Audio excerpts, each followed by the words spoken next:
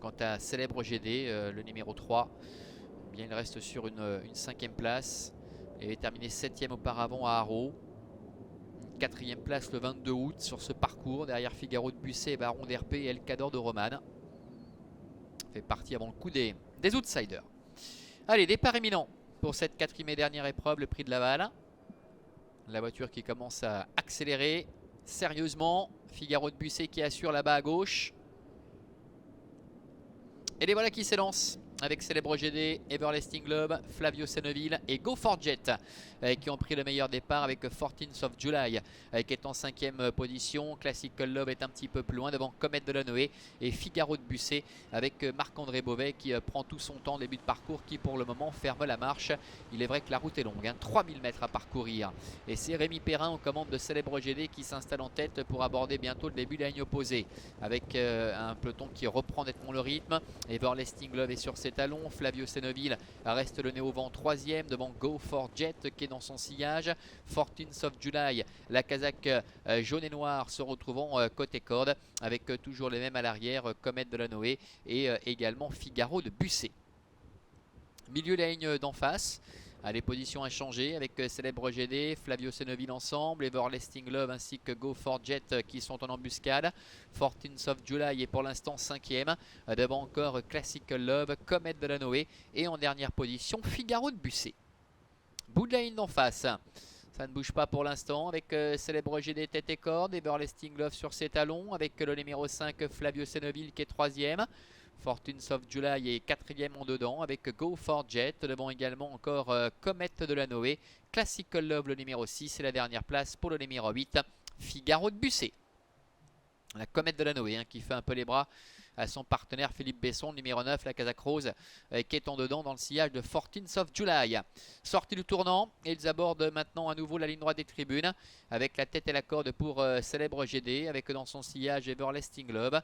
14th of July est 3e, Comet de la Noé est toujours assez tendu et 4e, avec Flavio Senoville qui est à ses côtés, devant le 4 Go For Jet, Classical Love et Marc-André Beauvais aux commandes de Figaro de Busset, qui patiente toujours en dernière position, un petit peu plus d'un tour de l'arrivée.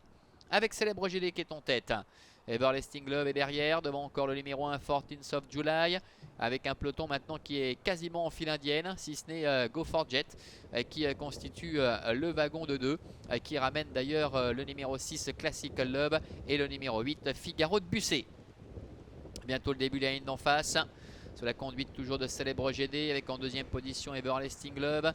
14th of July avec Ursula RN et 3e à la corde devant Go For Jet qui vient progressivement à sa hauteur avec Comet de la Noé toujours assez tendu qui est 5e à la corde. Classical Love est un peu plus loin, Flavio Senoville est en difficulté et on voit complètement à l'extérieur Figaro de Busset qui s'est décalé avec Marc-André Beauvais et qui essaie de passer en revue ses adversaires qui accélèrent sèchement maintenant. Le milieu de la ligne opposée avec d'ailleurs Classical Love qui l'a laissé passer et qui profite de son sillage pour se rapprocher maintenant. Le bout de la ligne en face avec Célèbre GD en tête pratiquement depuis le départ. 14th of July qui a pu quitter la corde, qui vient progressivement à sa hauteur.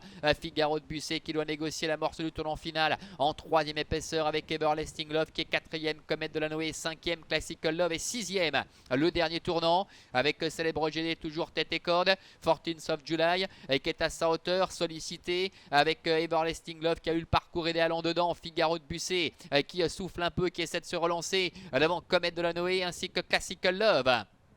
Entrée de la dernière ligne droite avec Célèbre GD qui est toujours aux commandes. Everlasting Love qui attend pour avoir l'ouverture. Figaro de Busset qui se relance. 14th of July qui se défend bien devant Comet de la Noé. Et à l'extérieur également Classical Love avec Figaro de Busset qui prend nettement l'avantage maintenant à mi-ligne droite. Comet de la Noé qui revient avec en dedans 14th of July. Et à l'extérieur le numéro 6 Classical Love. Figaro de Busset avec Marc-André Beauvais. Le numéro 8 qui va l'emporter sans émotion. La deuxième place pour le numéro 6 Classical Love. La troisième place qui est disputée et qui va revenir à la fin au numéro 2 Everlasting Love au dépend de l'as 14th of July. C'est le numéro 9 Comet de la Noé qui termine à la 5e place.